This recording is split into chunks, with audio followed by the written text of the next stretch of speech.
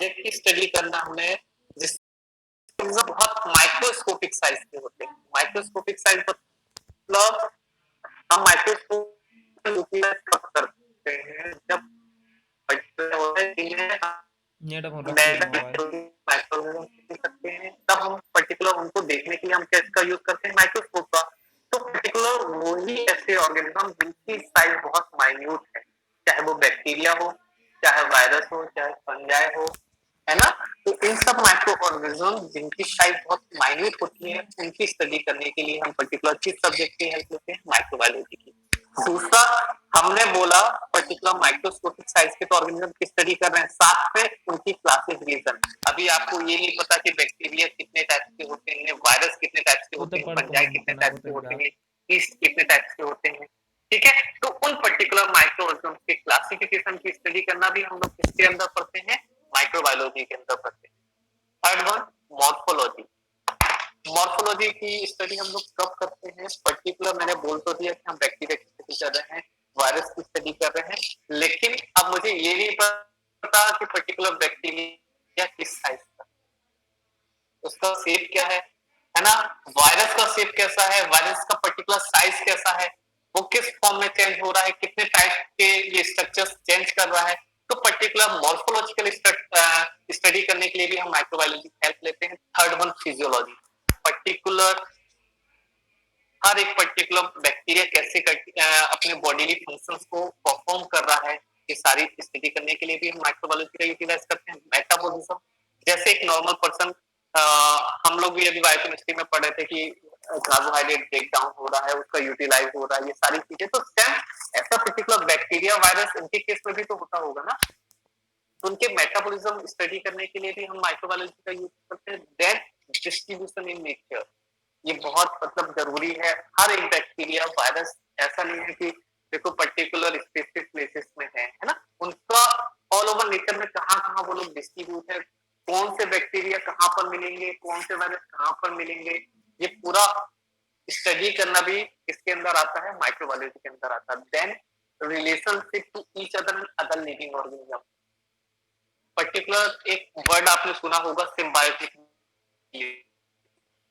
Symbiotic relation का मतलब ऐसा होता है कि बेनिफिशियल पर्पस के लिए, मतलब यदि मेरी बॉडी पे यदि कोई बैक्टीरिया रह रहा है तो पर्टिकुलर वो मेरे लिए कोई ना कोई बेनिफिट प्रोवाइड कर रहा होगा, साथ में भी उसको कोई बेनिफिट।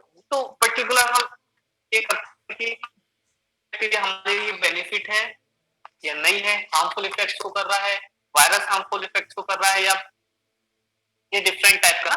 तो पर्टिकुलर इनके रिलेशनशिप की भी हम लोग क्या करते हैं, स्टडी करते हैं। तो ठीक है, तो बेसिकली ओवरऑल माइक्रोबायोलॉजी के सब्जेक्ट में आप क्या पढ़ोगे, होता क्या है, किसी भी माइक्रो ऑर्गेनिजम्स की स्टडी करना, या क्या कहते हैं, उनकी जितनी भी उनकी स्टडी, उनकी क्लासिफिकेशन को पढ़ना, उनके डिफरेंट फॉर्म्स को पढ़ना, उनके फिजियोलॉजी स्ट्रक्चर्स को पढ़ना, फिजियोलॉजी का बोलना, नेचर में कहाँ वो डिफरेंट है, ऑर्गेनिज्म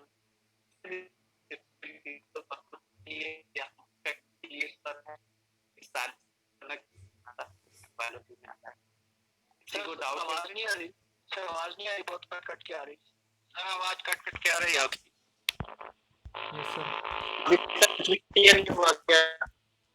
हेलो हेलो सर, आवाज क्लियर नहीं आ रही है सर आपकी। एक मिनट, अब आ रही है? Yes sir. हाँ तो देखिए बेसिकली एक बार फिर से मैं बता देता हूँ कि माइक्रोबायोलॉजी में हमने किसकी स्टडी किया है, जो माइक्रो ऑर्गेनिज्म जिनकी साइज बहुत माइन्यूट है, जिनको हम नेक्ड आई से विजिबिलिटी नहीं कर सकते, हम देख नहीं सकते, उनकी स्टडी करना किस पे आता है, माइक्रोबायोलॉजी सब्जेक्ट में आता है। Then classification, particular bacteria virus ये कितने टाइप्स में क्लासिफाइड है, उनकी स्टडी करना। मॉर्फोलॉजी की स्टडी का मतलब क्या होता है कि पर्टिकुलर उनके डिफरेंट फॉर्म्स के बारे में पढ़ना, एक बैक्टीरिया का स्ट्रक्चर कैसा है, उसका साइज कैसा है, किस किस फॉर्म में पाए जाते हैं वो, है ना, ये सारी स्टडी करना किसमें आता है, माइक्रोबायोलॉजी में। देन फिजियोलॉजी माइक्रोबायोलॉजी उनका बॉडीली फंक्शंस परफॉर्म हो रहा है कि नहीं नॉर्मली, उनके बारे में पता करना भी हम माइक्रोबायोलॉजी सब्जेक्ट में पढ़ते हैं।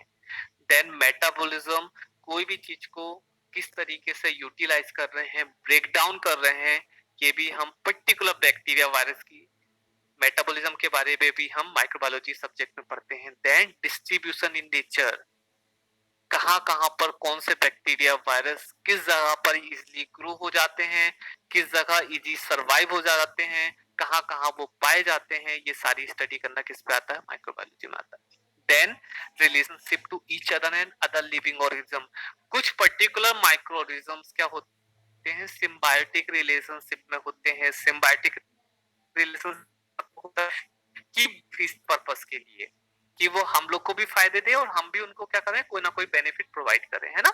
या हम ये स्टडी करते हैं कि ये पर्टिकुलर बैक्टीरिया हमें बेनिफिट देगा या हार्मफुल इफेक्ट शो करता है। तो दोनों पॉजिटिव और नेगेटिव रिस्पॉन्स, ये सारी चीजें हम किस सब्जेक्ट में पढ़ते हैं, माइक्रोबायोलॉजी। पहला स्लाइड को डाउट है क्या, कोई डाउट नहीं है, आगे बढ़े, चलिए ठीक है। अब नेक्स्ट है why to study the subject, हम क्यों पढ़ रहे हैं, इस सब्जेक्ट को पढ़ने का बेसिक पर्पस क्या है। एक सिंपल सी बात है, यदि मुझे जनरल आपने कोई ऐसा फॉर्मुलेशन बनाया है ना, आप ये फार्मेसी में क्यों है ये सब्जेक्ट, माइक्रोबायोलॉजी क्यों आया, कोई बताएगा इसका आंसर मेरे को। सर ड्रग्स को ओपन करने के लिए। हाँ।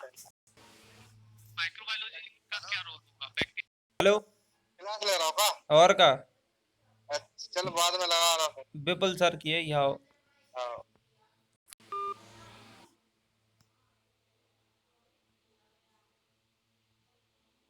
अरे यार मैं हट भी गाओ।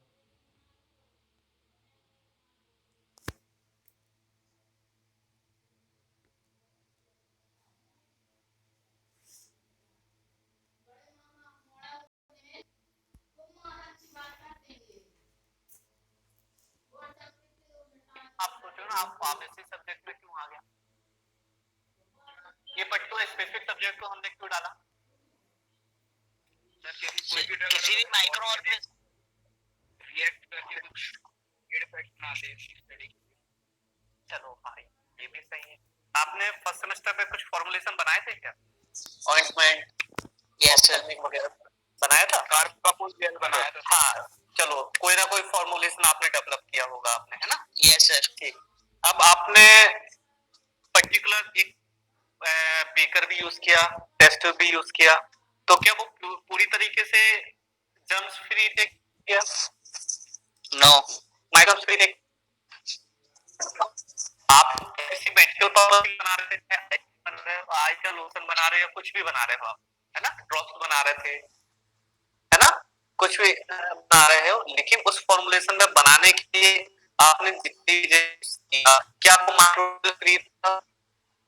नो सर, फॉर्मुलेशन बन के तैयार हो जाएगा, उसमें कोई दिक्कत नहीं है, लेकिन जब वो मार्केट पे आएगा तो मार्केट में आने के बाद वो क्या उन पर्टिकुलर बैक्टीरिया वायरस की वजह से वो फॉर्मुलेशन खराब होगा कि नहीं होगा, हो जाएगा, है ना, हो जाएगा। हाँ, उसके बाद आप जिस जगह पे बना रहे हो क्या वो पूरा माइक्रोवेव फ्री एरिया था क्या, आपने ओपन लैब में बना दिया तो क्या एयर के बैक्टीरिया उसमें नहीं आएंगे क्या,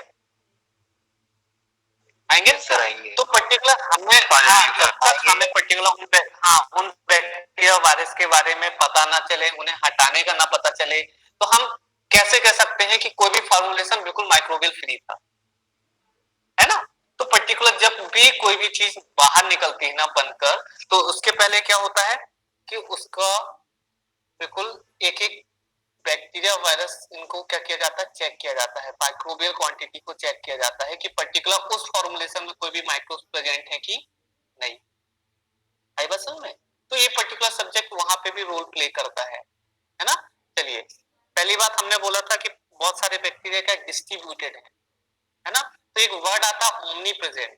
ओमनी प्रेजेंट का मतलब पूरे नेचर में हर जगह प्रेजेंट है, आप चाहे एयर में देख लो, हाँ सब जगह प्रेजेंट होना, तो चाहे वो एयर में देख लो, सॉइल में देख लो, फूड में देख लो, है ना, वाटर में देख लो, आपको हर जगह कहीं ना कहीं कोई ना कोई बैक्टीरिया वायरस क्या होगा इसलिए मिल जाएगा। ठीक है, देन इजिली वो कहाँ पे, जहां उनको इजिली मॉइस्चर मिलेगा या टेम्परेचर मिलेगा, पर्टिकुलर हर एक पर्टिकुलर व्यक्ति ने एक सुटेबल टेम्परेचर में ग्रो भी करता है ना, तो पर्टिकुलर उनके हिसाब का यदि टेम्परेचर या मॉइस्चर मिलता है तो वहां पे वो इजिली क्या हो जाएंगे, ग्रो कर जाएंगे। तो ये सारी स्टडी करने के लिए क्या होता है, हम इस सब्जेक्ट को पढ़ते हैं। ठीक है, एयर में कितने बैक्टीरिया हैं, सॉइल में कितने हैं। अब देखना जहाँ बड़े बड़े सॉइल इंस्टीट्यूट्स होते हैं वहां पे बैक्टीरिया वायरस को चेक किया जाता है ना, उनकी भी टेस्टिंग होती है। ये सारी चीजें प्लस मैंने अभी आपको बताया था कि सिम्बायोटिक रिलेशनशिप वाला एक बताया था है ना, तो अपनी एलिमेंट्री कैनाल पे भी ई कोलाई बैक्टीरिया पाया जाता है, वो सिम्बायोटिक रिलेशनशिप पे रहता है। तो पर्टिकुलर अपने सरफेस पे भी वो बेनिफिट हमें क्या करता है, प्रोवाइड करता है। ठीक है, ये वाली स्लाइड में किसी को दिक्कत है? No sir. ये दोनों चीजें पता चल गई आपको कि पर्टिकुलर माइक्रोबायोलॉजी सब्जेक्ट होता क्या है। दूसरा इस सब्जेक्ट की है। ठीक है, third one, yes sir. Effect on human being. अभी मैंने आपको बोला था कि पर्टिकुलर बेनिफिट्स भी प्रोवाइड करते हैं और दूसरा हमने क्या बोला, ये हार्मफुल इफेक्ट भी शो करते हैं। आई बात समझ में? तो पर्टिकुलर हम फूड की बात करें तो आप देखना जितने भी ब्रेड्स बनती हैं, वाइन, चीज, विनेगर, है ना, तो ये सारे किसकी वजह से बन रही हैं, कोई ना कोई बैक्टीरिया की या कोई माइक्रो ऑर्गेनिजम्स की वजह से ये क्या हो रहे हैं, इनका प्रोडक्शन हो रहा है। फर्मेंटेशन टेक्नोलॉजी से क्या होता है, ब्रेड का प्रोडक्शन, वाइन का प्रोडक्शन, चीज का प्रोडक्शन, विनेगर का प्रोडक्शन, ये सब माइक्रो ऑर्गेनिजम्स की हेल्प से होता है। तो कहीं ना कहीं ये माइक्रो ऑर्गेनिज्म हमें क्या करते हैं, बेनिफिशियल पर्पस के लिए यूज होते हैं। Then industrial application, different type के एंजाइम, डिफरेंट टाइप के विटामिन, डिफरेंट टाइप के एमिनो एसिड और डिफरेंट टाइप की वैक्सीन्स भी माइक्रो ऑर्गेनिजम्स की हेल्प के थ्रू बनती हैं। तो कहीं ना कहीं ये माइक्रो ऑर्गेनिजम्स का इंडस्ट्रियल पर्पस के लिए भी यूटिलाइज किया जाता है। देन एग्रीकल्चर पे कोई भी एलिमेंट्स को रिसाइकल करने के लिए भी, सीवेज ट्रीटमेंट्स पे भी, ये पढ़ा होगा आपने, पर्टिकुलर सीवेज ट्रीटमेंट्स में भी पर्टिकुलर ऐसे नाइट्रोजन फिक्सेशंस वाले बैक्टीरिया को डाल दिया जाता है ना। अभी एक आपने सुना बायो टॉयलेट, सुना अभी ट्रेंड्स में चल रहे हैं, किसी ने सर्च करना है ना। हाँ, ये अभी लास्ट 1-2 ईयर से ये मतलब एप्लीकेबल किया गया है कि जितने भी ट्रेंड होंगे उनपे एक लिखा आता बायो टॉयलेट, है ना, उसके बारे में पढ़ना कि क्यों बायो टॉयलेट्स का यूटिलाइज है। तो ये सारे माइक्रो ऑर्गेनिजम्स की हेल्प से किसी चीज को रिसाइकल करने के लिए भी, मतलब ट्रीट करने के लिए भी क्या होते हैं, यूटिलाइज होते हैं। तो ये पर्टिकुलर माइक्रो ऑर्गेनिजम्स हमें बेनिफिशियल पर्पस क्या करते हैं, प्रोवाइड करते हैं। हार्मफुल इफेक्ट क्या है, ये तो पता है, different bacterial diseases, different fungal diseases, different viral diseases किसकी वजह से हो रही है, बैक्टीरिया, वायरस या फंगस की वजह से हो रहा है। कोई भी फूड आप देखना इजिली स्पॉइल हो जाता है, खराब हो जाता है ना, तो उसके लिए कौन रिस्पॉन्सिबल है, पर्टिकुलर माइक्रो ऑर्गेनिज्म रिस्पॉन्सिबल है ना। तो ये सारी चीजें क्या होती है, हम यहाँ पे ये बता रहे हैं कि पर्टिकुलर जो मतलब बैक्टीरिया, वायरस है, वो बेनिफिट भी प्रोवाइड करता है और हार्मफुल इफेक्ट भी क्या करता है, शो करता है। ठीक है, ये चीजें पता चली? Yes sir. किसी को डाउट? सर अगर मतलब किसी जिस एरिया के अंदर जैसे कोई एक कंटेनर है उसको रख देंगे जिसके जहाँ पे कि बैक्टीरिया की ग्रोथ नहीं हो सकती, तो अगर सर हम उधर ब्रेड डालेंगे तो क्या वहाँ पे थोड़े टाइम बाद उसके अंदर जो फंगस होती है वो लग सकती है? हाँ, फंगस लग जाएगा उस पे, है ना, जहाँ पे वो बैक्टीरिया ग्रोथ। हाँ, थोड़ा सा भी मॉइस्चर आपको लगेगा ना, आप देखना ब्रेड को थोड़ा सा ओपन करके आप छोड़ दो, है ना, तो वो कहीं ना कहीं क्या होगा, उस पे मॉइस्चर यदि थोड़ा सा भी एयर के कांटेक्ट में वो आया और उस पे इजीली क्या हो जाएगा, ग्रोथ हो जाएगी। तो क्यों होता है वो, क्योंकि पर्टिकुलर एयर में भी तो बैक्टीरिया प्रेजेंट है ना। Yes sir. तो हाँ, यदि उसके इसलिए तो कोई भी चीज को हम बिल्कुल टाइटली पैक करके रखते हैं कि वो बचे रहे, है ना। तो जहां पे कुल मिला के सिंपल सी चीज ऐसी, उस पर ये बोला जाता है कि जहां पर कोई भी माइक्रो ऑर्गेनिज्म हो, उनको यदि सुटेबल टेम्परेचर या क्या कहते हैं, सुटेबल मॉइस्चर यदि मिलता है तो वहां पे वो जरूर क्या होते हैं, ग्रो कर जाते हैं। इसलिए तो फूड बहुत जल्दी खराब होता है। आप देखना, यदि हम बोलते हैं कि हाँ बासा खाना नहीं खाना चाहिए, है ना, सर ये पे तो है कुछ सारी सारा चीजें फंगस लग जाएगा ना। बिल्कुल, है ना, तो इसलिए वो उसमें बहुत जल्दी वो स्पॉइल हो जाता है वो, है ना। तो यहाँ पर ये पर्टिकुलर हार्मफुल इफेक्ट उस पर बैक्टीरिया वायरस क्या करते हैं, शो करते हैं। ठीक है, यहाँ पर किसी को डाउट? No sir. चलिए आगे बढ़ो। डिफरेंट मतलब आपको जो फैक्टोरियल रिप्रेजेंटेशन है वो पर्टिकुलर डिफरेंट बैक्टीरिया के हैं, डिफरेंट वायरस के हैं, फंगस के हैं, है ना, ईस्ट के हैं। ये डिफरेंट टाइप के, इस टाइप से माइक्रोस्कोपिक स्टडी की जाती है और बैक्टीरिया के फॉर्म्स या उनके प्रेजेंस को क्या किया जाता है, पता किया जाता है। ठीक है, तो डिफरेंट बैक्टीरिया वायरस की स्टडी ही बेसिकली हम माइक्रोबायोलॉजी सब्जेक्ट में पढ़ते हैं, है ना। हिस्ट्री आ जाते, थोड़ा सा बोरिंग होता है हिस्ट्री को, बस जस्ट रीड कर लो, है ना। कि सबसे पहले जो कोलुम्बले था और वारो जो एक साइंटिस्ट थे, उनने ये बताया था कि उस समय तो इतनी हाईटेक स्टडी नहीं थी ना, तो उस समय ये बताया गया कि पर्टिकुलर जो भी डिसीजेस होती हैं, कोई एक ऐसा ऑर्गेनिज्म है जो दिखता नहीं है। उन्होंने ये नहीं बताया था कि वो पर्टिकुलर माइक्रोऑर्गेनिज्म, कोई उनको ऐसा चीज लगी कि पर्टिकुलर इनविजिबल है, वो दिखता नहीं है और वो क्या कर देता है, डिसीज कॉज कर देता है। ये फर्स्ट सेंचुरी बीसी की उसकी बात है ना। फिर सेकंड साइंटिस्ट ने बताया कि जो भी इनविजिबल चीज है, जो दिख नहीं रही है, वो कैसी है, लिविंग कंडीशन में। और ये लिविंग कंडीशंस में जितने भी जर्म्स है वो इन्फेक्शियस डिसीज को फैला रहा है, जो एक से दूसरे में इजीली क्या हो रही, स्प्रेड आउट हो रही।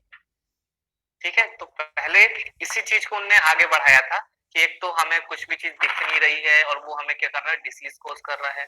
फिर सेकंड साइंटिस्ट ने बताया कि हाँ, वो जो दिखने ना दिखने वाली चीज भी क्या है, जिंदा है, और जिंदा होकर वो क्या कर रहा है, इन्फेक्शियस डिसीज को क्या कर रहा है, फैला रहा है।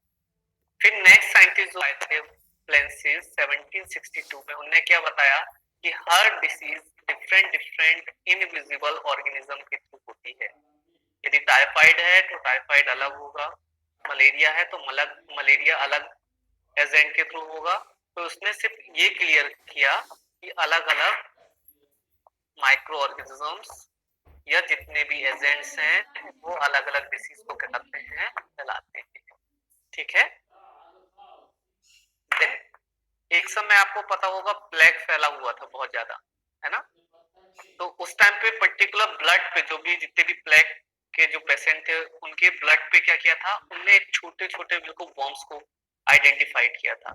तो उसको उन्होंने स्टडी किया था कि ये पर्टिकुलर प्लेग को फैलाने के लिए ये रिस्पॉन्सिबल है ना। तो ये धीरे धीरे करके ये पता लगाया गया कि पर्टिकुलर है क्या, फिर उनकी स्टडी की गई, उनके मॉर्फोलॉजिकल के स्ट्रक्चर्स के बारे में पता किया गया। उस समय तो माइक्रो ऑर्गेनिज्म की स्टडी बिना माइक्रोस्कोप के थ्रू हो नहीं पा रही थी, तो सिर्फ इसलिए उनको उनने क्या बोल दिया कि वो इनविजिबल ऑर्गेनिज्म है ना। यहाँ पे जनरल सी बात पता चली आपको कि सबसे पहले जो भी साइंटिस्ट थे उन्होंने ये बताया कि पर्टिकुलर डिसीज किसके थ्रू होती है, इनविजिबल ऑर्गेनिज्म। फिर उन्होंने बताया कि वो इनविजिबल ऑर्गेनिज्म कैसी कंडीशन में है, लिविंग है, और वो क्या करता है, इन्फेक्शियस डिसीज को फैलाता है।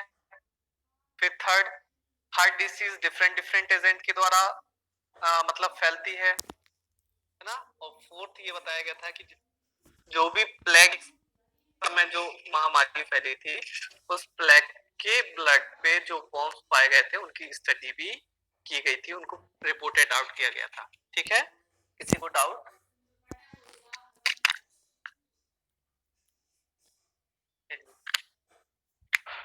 इनका नाम सुना होगा आपने, ये आपने पहले भी पढ़ा होगा, एंटोनी वॉन ल्यूवेनहॉक। पढ़ा आपने ये? Yes sir. इनने इनने सबसे पहले क्या किया था, माइक्रो ऑर्गेनिजम्स का टर्म्स प्रोवाइड किया था। उन्हें ये बताया था, फर्स्ट उन्हें ही ऑब्जर्व किया था। हाँ, और उन्हें ही बताया था कि ये कितने कैसे होते हैं, मल्टी सेलुलर नहीं होते, ये कैसे होते हैं, सिंगल सेलुलर होते हैं, है ना।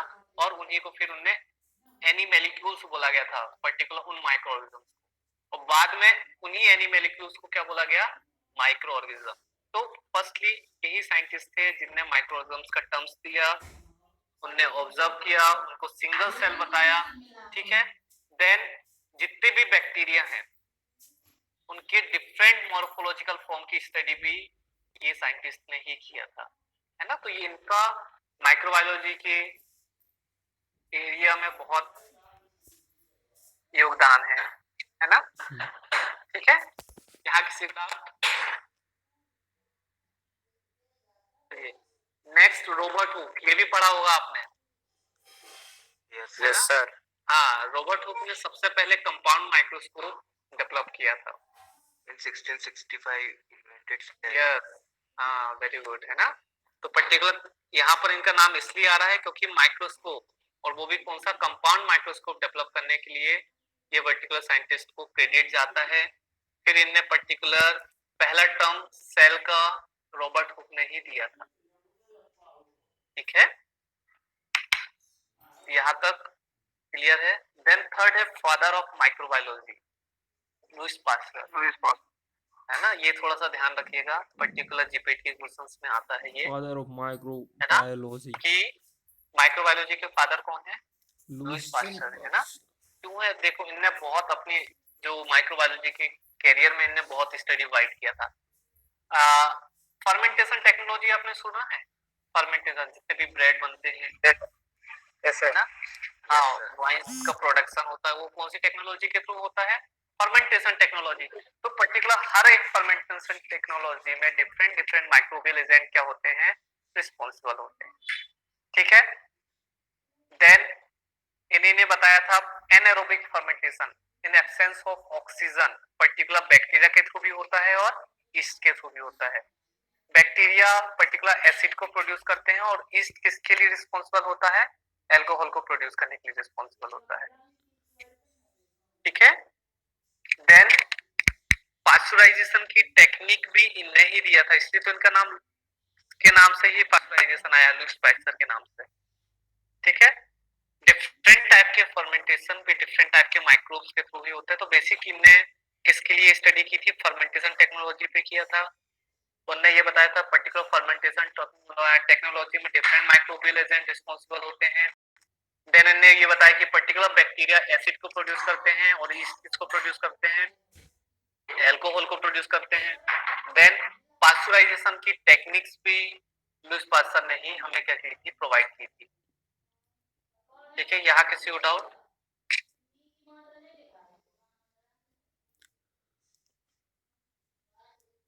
चलिए, एक लास्ट था introduction of sterilization technique. Sterilization का मतलब कोई बताएगा? जंपरी करना। हाँ, पर्टिकुलर अभी बहुत सबसे ज्यादा यही चल रहा है ना, कि पर्टिकुलर क्या होता है, किसी भी चीज को हम क्या करते हैं, पूरा जर्म्स फ्री करते हैं, माइक्रोबियल फ्री करते हैं, है ना, वहां पर एक भी बैक्टीरिया वायरस क्या हो, प्रेजेंट ना हो। तो इसके लिए उन्होंने कुछ ऐसी चीजें डेवलप भी की जो स्टरलाइजेशन टेक्निक के लिए यूज होती है। Hot air oven, autoclave, steam steriliser, ये सारे अपनी लैब में ऑलरेडी मैंने आपको विजिट कराया था, तो आपको दिखाया मैंने ऑटोक्लेव। वो लाइट, कौन सी लाइट थी, वो लाइट चालू कर देंगे। यस, यूवी रेज वगैरह हम जो यूज करते हैं वो स्टरलाइजेशन पर्पस के लिए क्या होती है, यूज होती है।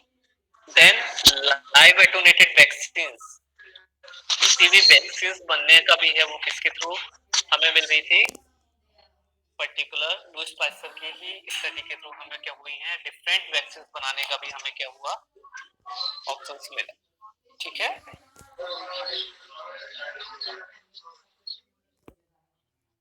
बहुत सारे ऐसे हैं स्टडी। हाँ, देन अब मीनिंग क्या होता है? एटोनेटेड मतलब जिंदा, और लेकिन पर्टिकुलर उनकी जो किसी डिसीज को कॉजिंग करने की एबिलिटी जो होती है ना, उसको खत्म कर देना। समझ रहे हो, जिंदा रहेंगे लेकिन पर्टिकुलर यदि वो कोई डिसीज फैला रहा है तो वो उसकी चीज को क्या कर दो, आप खत्म कर दो।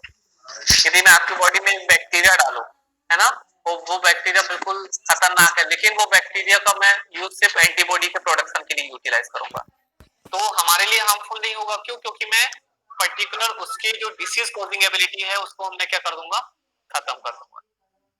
ठीक है, अब हाँ, एक अब father of bacteriology, particular bacteriology का मतलब क्या है, स्टडी ऑफ बैक्टीरिया। यस, तो इसके फादर कौन है, रॉबर्ट कोच, है ना। तो पर्टिकुलर रॉबर्ट कोच ने क्या किया था? Pure culture. Pure culture. अब देखो मैंने एक सैंपल लाया, उस सैंपल में क्या एक ही टाइप के बैक्टीरिया होंगे क्या, या एक ही टाइप के वायरस होंगे क्या? यदि मैंने आपसे बोला कि कोई एक सैंपल लेकर आओ और उस सैंपल पे बिल्कुल एक ही स्पेसिफिक टाइप का माइक्रोऑर्गेनिज्म प्रोवाइड करके बताओ, तो क्या वो मिलेगा क्या हमें? उसमें डिफरेंट टाइप के बैक्टीरिया, हाँ डिफरेंट टाइप के बैक्टीरिया प्रेजेंट होंगे ना। धीरा बोल रहा तो सोना। पर्टिकुलर रॉबर्ट कोच ने क्या किया था, एक ऐसी टेक्निक निकाली थी कि यदि मैंने आपको कोई सैंपल दिया, उस सैंपल में से आपको वो प्योर क्या हो जाए, कल्चर मिल जाए। प्योर कल्चर का मतलब एक स्पेसिफिक टाइप के माइक्रो ऑर्गेनिज्म हमें क्या हो जाए, आइडेंटिफाइड हो जाए। इसका प्रैक्टिकल भी है, मैं आपको प्रैक्टिकल भी दिखाऊंगा इसका, है ना। ठीक है, कि कैसे डिफरेंट मिक्स कल्चर से हमें एक स्पेसिफिक टाइप के बैक्टीरिया वायरस को क्या करते हैं, हम ग्रो करते हैं।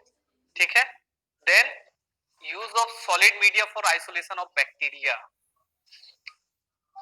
मीडिया का मतलब कोई बताएगा? ग्रो, तो जहाँ पे वो ग्रो करें। हाँ, ऐसा फूड बेस है ना। पर्टिकुलर क्या होता है ऐसा, हाँ पर्टिकुलर ऐसे हम केमिकल्स न्यूट्रिएंट की मदद से एक ऐसा फूड बनाते हैं जिसको फूड का यूटिलाइज करके वो बैक्टीरिया क्या हो जाते हैं, इजिली ग्रो आउट हो जाते हैं, है ना। ये मीडिया में आपको बताऊंगा, हाँ डिफरेंट टाइप का भी मीडिया में आपको पढ़ाऊंगा नेक्स्ट स्लाइड पे। जब भी हम पढ़ेंगे तो हम मीडिया बताएंगे कौन कौन से मीडिया होते हैं, मीडिया एक्चुअल में होता क्या है, कौन से मीडिया से कौन से टाइप के बैक्टीरिया ग्रो करते हैं। मान चलो मुझे कोई लैब में बैक्टीरिया ग्रो करवाना है, ठीक है, तो उस पर्टिकुलर बैक्टीरिया को ग्रो करवाने के लिए मैं लैब पे स्पेसिफिक टाइप का मीडिया बनाऊंगा, और मीडिया बनाने के बाद हम पर्टिकुलर वो बैक्टीरिया को ग्रो करवाएंगे, है ना। तो मीडिया में आपको अभी नेक्स्ट क्लास में पढ़ाऊंगा। स्टैनिंग टेक्निक, स्टैनिंग टेक्निक का मतलब बताएगा कोई? डिफरेंशिएट करने के लिए कलर कर देते हैं। यस, हाँ। अब ऐसा तो नहीं है कि बैक्टीरिया बिल्कुल कलर्ड फॉर्म में है ना, हमें तो बिल्कुल कलरलेस हो रहे हैं। तो पर्टिकुलर उनको इजिली डिफरेंशिएट करने के लिए, इजिली आइडेंटिफाइड करने के लिए हम उस पर कौन सी टेक्निक अप्लाई करते हैं, स्टैनिंग टेक्निक अप्लाई करते हैं। ये भी आपका टॉपिक है, फर्स्ट यूनिट पे ये टॉपिक है, मैं आपको ये भी इसको पढ़ाऊंगा मैं, है ना। तो ये जनरल रॉबर्ट कोच ने हमें क्या किया था, बताया था, ठीक है। एंथ्रेक्स, बैसिलस, कोलेरा, विब्रियो, ये सारे बैक्टीरिया को डिस्कवर करने का काम कौन किया था, रॉबर्ट कोच ने किया था। कॉच पोस्टुलेट आपने पढ़ा होगा 12th में, पढ़ा है क्या किसी ने?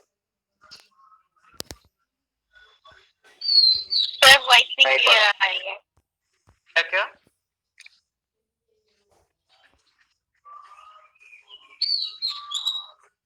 देखिए, रॉबर्ट कोच का एक पोस्टुलेट दिया था,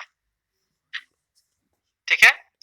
उन्होंने ये बताया था कि particular infectious disease causative agent के थ्रू होती है, किस कंडीशन में होगी ये देखिए। पहला उसने ये पोस्टुलेट दिया था कि जितना भी डिसीज एजेंट है ना, पर्टिकुलर किसी को डिसीज हुआ है, उसी पर्टिकुलर पर्सन के अंदर वो पर्टिकुलर एजेंट पाया जाएगा। यदि किसी को टाइफाइड है तो पर्टिकुलर टाइफाइड के जो बैक्टीरिया हैं या जो भी माइक्रोऑर्गेनिजम्स हैं वो पर्टिकुलर उस पर्सन के अंदर पाया जाएगा, ना कि हेल्थी ऑर्गेनिज्म में।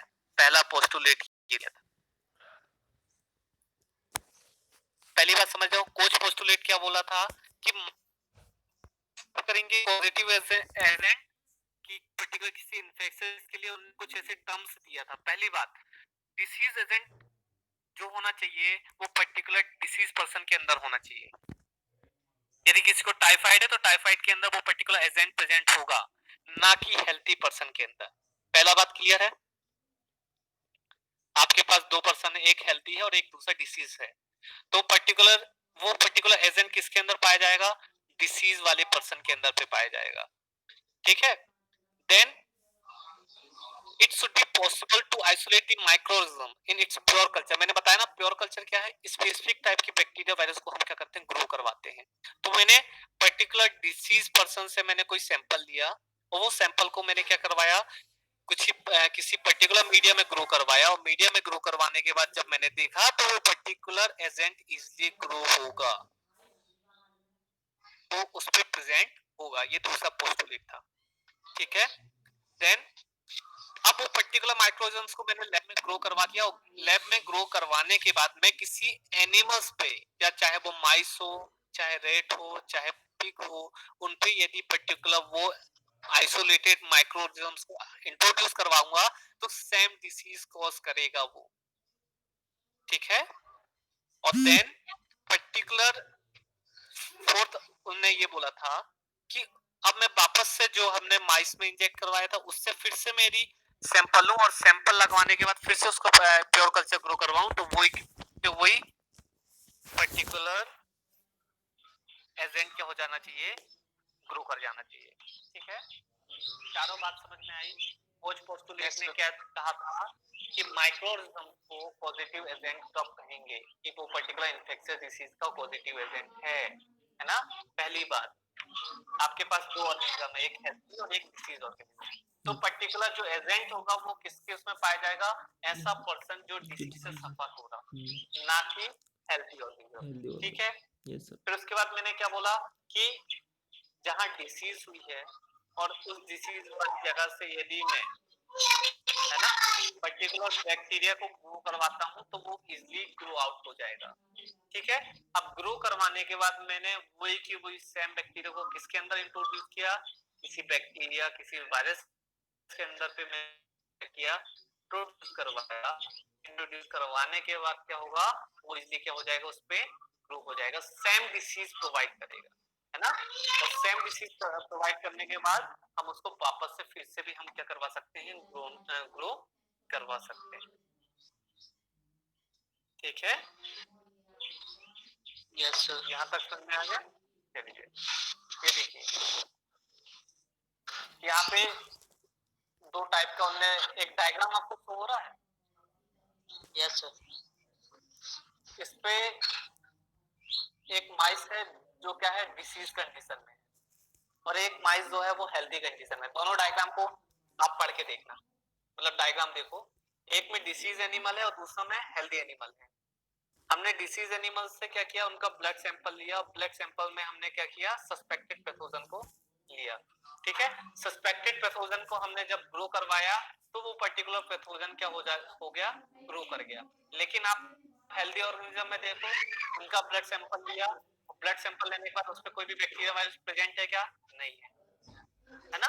लेकिन डिसीज कंडीशन में वो पर्टिकुलर कल्चर निकलने का फिर से हमने किसी एनिमल पे इंट्रोड्यूस किया तो सेम टू सेम वही हमें माइक्रोऑर्गेनिज्म्स क्या हो गए, वापस से ग्रो कर गए, है ना। तो ये किसने दिया था हमें, ये कोच ने। हमने क्या किया था, कुछ पोस्टुलेट के थ्रू समझाया था कि पर्टिकुलर किन ऑर्गेनिज्म को आप पॉजिटिव एजेंट मानोगे, ठीक है।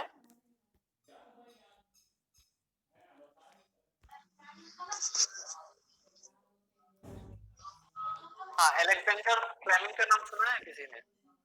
Yes sir. हाँ, क्या इनने क्या किया था बताओ? एंटीबायोटिक थोड़ी थी वो, जब उनको भेड़ को लगाई हुई थी। एक पर्टिकुलर, हाँ, पेनिसिलिन जो है ना, एकदम पर्टिकुलर पेनिसिलिन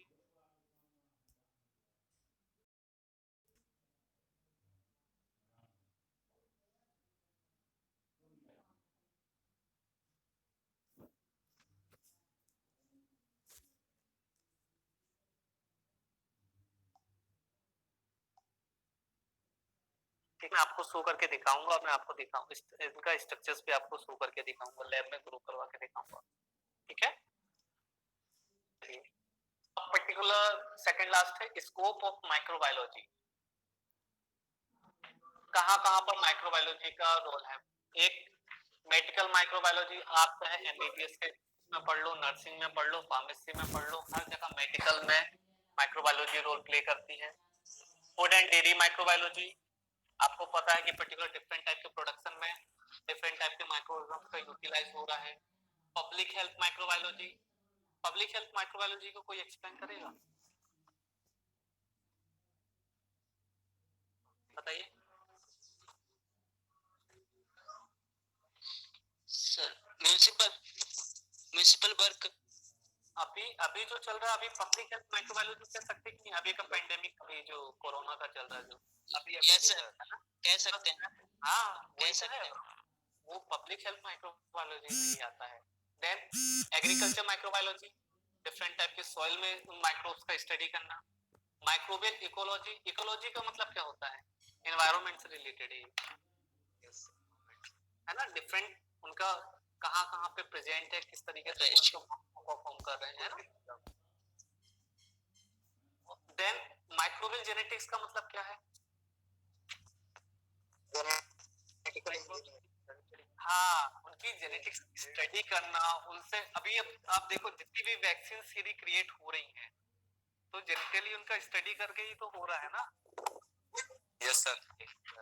सब ये डिफरेंट माइक्रोबायोलॉजी, जो माइक्रोबायोलॉजी है वो डिफरेंट फील्ड में क्या करती है, एक्सपर्ट की तरह रोल प्ले करती है। एक मेडिकल माइक्रोबायोलॉजी है, फूड एंड डेयरी माइक्रोबायोलॉजी है, पब्लिक हेल्थ माइक्रोबायोलॉजी है, agriculture, microbial ecology, microbial genetics, और भी बहुत सारे फील्ड में माइक्रोबायोलॉजी रोल प्ले करती है। देन फ्यूचर ऑफ माइक्रोबायोलॉजी कहाँ कहाँ हो सकता है बताओ? आज देखो अभी अभी फ्यूचर है कि नहीं माइक्रोबायोलॉजी का, आप खुद ही बताइए। अभी की सबसे हाँ यस सर।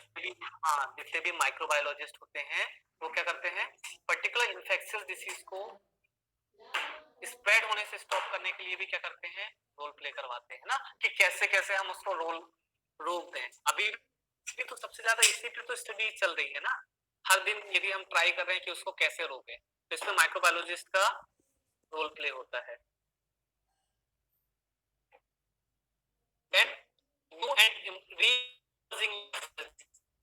अभी देखो नई एक इन्फेक्शियस डिसीज आ गई है ना, वो हमारे लिए एक बिल्कुल नया, वो मतलब कैसे उस चीज को आइडेंटिफाई करें, उसको रोकने का कैसे वो करें। रीइमर्जिंग मतलब वापस से भी कोई थी, उसको वापस से यदि वो फिर से क्या हो रही, ग्रो आउट हो रही है, वापस से आ रही, तो उसको फिर से कैसे रोकें। देन पर्टिकुलर माइक्रोऑर्गेनिजम्स का यूज कैसे हम यूज करें, नए नए तरीकों में किस तरीके से हम उपयोग में लाएं, इनका भी माइक्रोबायोलॉजिस्ट क्या करते हैं, डेली नई नई चीजें ढूंढते रहते हैं। मैंने बोला then sequencing of genome of microorganism, एक एक यदि कोई माइक्रोऑर्गेनिज्म आइडेंटिफाई हुआ है तो उनका पूरा डीएनए स्टडी करना, उनका आरएनए की स्टडी करना है ना, उनकी सीक्वेंसिंग करना, ठीक है। देन उनको आइसोलेट करने की टेक्निक, उनको क्लासिफिकेशन करने की टेक्निक, ये सारे के सारे चीजें किस पे आती है, फ्यूचर ऑफ माइक्रोबायोलॉजी के लिए रोल प्ले करती है। ठीक है, यहाँ किसी को डाउट? No sir. चलिए